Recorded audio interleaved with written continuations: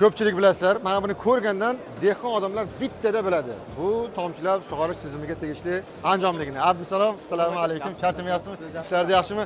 Ko'rgazmalar qanday bo'lyapti? Zo'r, xudoga shukr. Olamdan o'qimi yaxshi. Yaxshi. AgroPro 2026 ko'rgazmasimiz har doim erinmasdan qatnashib, ko'rsatishib, maslahatlarni beradi jamoa. Bir assortimentlar haqida bitta ko'rsataylik. Mana shu turbalar haqida PVH deymizmi? Nimalar deymiz? Bitta turba plastik faqat u emas-ku mana bu narsalar, ha? Hozirda O'zbekiston bo'yicha butun respublika bo'yicha Sinjon texnologiya asosida paxta tomchilatib sug'orish yetirish qo'llanilmoqda. Ayni shu quvurdan juda ko'p miqdorda fermerlarimiz olish boshlashgan. Aynan shu. Oldinlari bu quvurni qanday ishlatishni bilmasalar, hozir уже talab kuchaymoqda. Bir-biriga ular juda oson bo'lgani uchun ayni shu quvurni tanlashmoqda. Demak, suvni yetkazib olib borish bo'yicha umuman muammo yo'q. Filtrlar bo'yicha ham muammo yo'q. Ha, lentalari hammasi o'zimizda.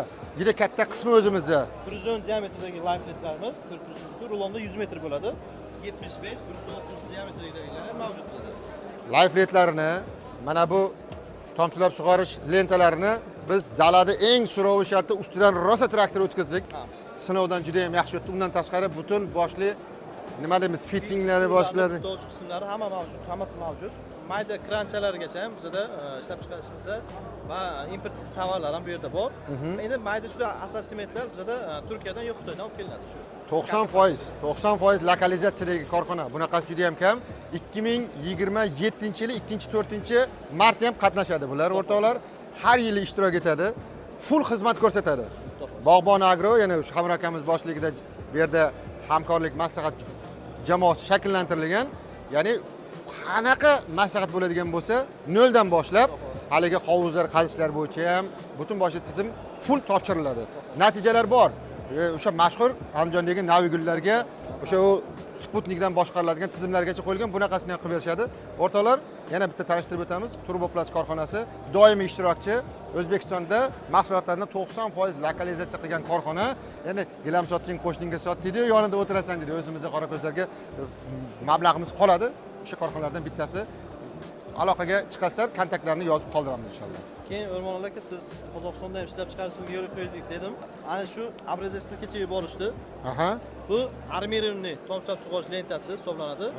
Dala maydoniga to'shashda qiyinchilik yuzaga keltirmaydi. Dala maydoniga bir qillar tagi mamda chizig'i bo'lmagan sabab yirtilib qolish holatlari ham yuzaga keladi. Bunda unday holat bo'lmaydi. Sifatini ham ko'rishingiz mumkin. Bu aniq pastga bo'ladi bu tarafi. Bu taraf tepaga qaratib qo'yiladi, bu taraf pastga qo'yiladi. Armirованный deganda nima bo'ladi?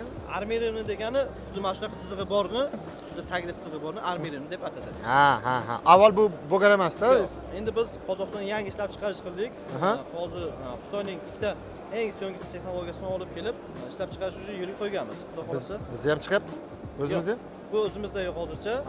Endi xudo xolasa katta partiyada kelsa, Qozog'istondan ishlab chiqarishimiz kelsa, birgalikda ommaga tadbiq qilamiz. Okey, o'zimizda ham yaqin kelajakda bo'ladi inshaalloh. Bo'ladi, xudo xolasa. Zo'r.